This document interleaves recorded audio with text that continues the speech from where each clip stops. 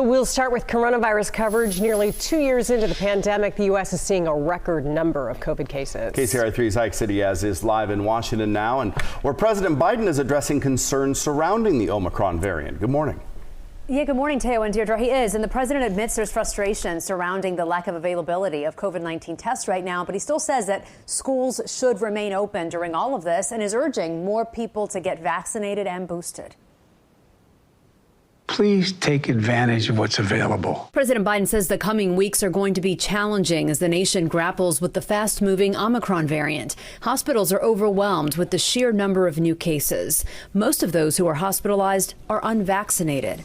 Meanwhile, Americans looking for COVID-19 tests have waited in long lines or faced empty pharmacy shelves. I know this remains frustrating. Believe me, it's frustrating to me. The president says more federal testing sites are going up across the country, as the White House says it's still finalizing the national free at-home COVID test program.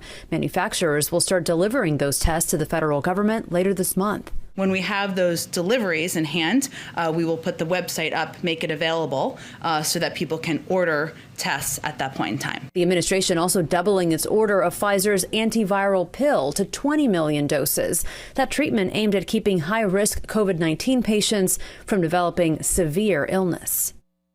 And today, a CDC panel is meeting to consider boosters for 12 to 15-year-olds. The FDA has already given its green light for that.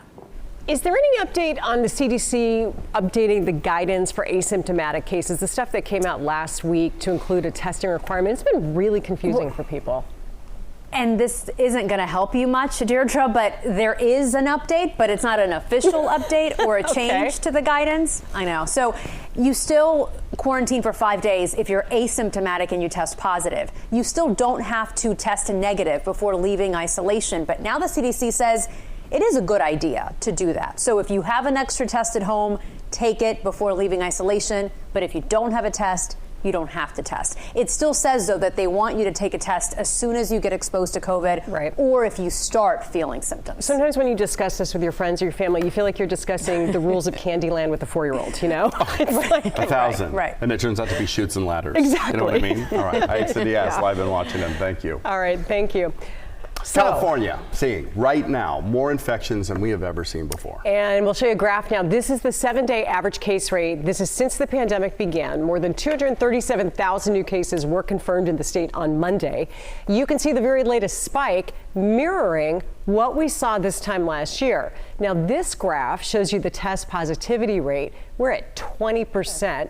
Which is up nearly 10% from last week. It is also higher than last year's winter surge. With cases rising, we are now starting to see an increase in hospitalizations. There are more than 7,900 COVID patients hospitalized in our state. That's up 600 from yesterday. U.S. Surgeon General says the majority of people hospitalized with COVID right now are unvaccinated. It is also important to look at where we were last year. On this date, there were more than 22,000 people hospitalized in California with COVID. Of course, that was before the vaccine was widely available. We should add a little more context on that, though, because we have a lot of people who are testing positive and are asymptomatic with this Omicron variant. And if they are getting it and they're vaccinated, their symptoms have tended to be very mild and cold-like. And the majority of the people who are in hospitals, that number we just showed you, are unvaccinated. Yeah. And the big question is how much of the, the virus do you give off and infect people with? Both vaccinated and unvaccinated are showing signs that they both do possibly the same. And that's the number that we don't have for you in the graph. Right. Well, some restaurants in the meantime are changing how they operate as cases continue to go up in California. Brittany Hope has a look at some of the changes they're making and how customers are responding. For a chilly Tuesday night, Sacramento's Ice Blocks district had plenty of people walking, meeting, and eating both inside and out. Some had to make different plans. I'm on vacation from Canada and I wanted to try Beast and Bounty, but they're closed. Closed and won't be open for another week. On the restaurant's Instagram account, staff posted this. Quote, taking into account the health of our staff and our patrons, we think it is best to postpone our anticipated reopening. As of right now, we are hoping to reopen Tuesday, January 11th, but will continue to take things day by day.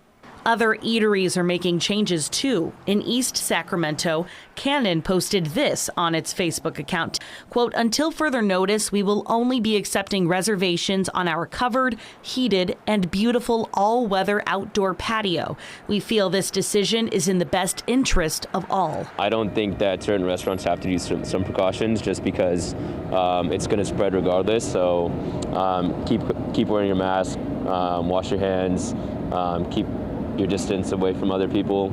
Some in Sacramento tell KCRA3 they want restaurants to remain fully open. Others, I don't believe in profits over safety. I think that we have an obligation as a business owner to put our employees first. Billy Zolan is the chef and operator of Bacon and Butter in Tahoe Park. Saturday night, he made the call to close for a few days after staff said they had been exposed to COVID-19. This sign outside the restaurant's door saying reopening is supposed to happen tomorrow is no longer accurate. The doors here will be locked until at least Friday. Pushing back the date because some employees are now positive. If the restaurant does open on Friday, the dining room will be closed, takeout only for the time being. Restaurants and small businesses alike have been doing the impossible for 2 years now, and on our deathbed, trying to survive. And we just keep taking blow after blow. The only thing that we can resort back to is, can we sleep with ourselves at night? A decision that was not easy for him to make, but one he believes is right for himself, his staff, and his industry. Brittany Hope, KCRA 3 News. Bacon and Butter's owners say they have gotten a mix of support and hate online, and they're asking people just to be patient and help the local businesses through this COVID surge. Well, starting today, you won't be able to walk into city buildings in Vacaville without an appointment. City is closing their offices to most people until there's a reduction in COVID cases. If you need to do essential business with the city, you can call them, go online, or make an appointment. Staff will continue their regular business hours. There are more opportunities now to get a COVID vaccine today. The Sacramento County Department of Health Services is doing 3 clinics today. The locations are New Testament Baptist Church, Oak Park Community Center, and South Sacramento Christian Center. The addresses and times are there on your screen. Boosters are going to be available and walk-ins will be welcome.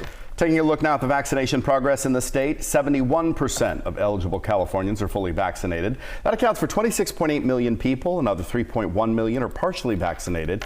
10 million people have received their booster shot already, and the state is giving out an average of 143 doses per day.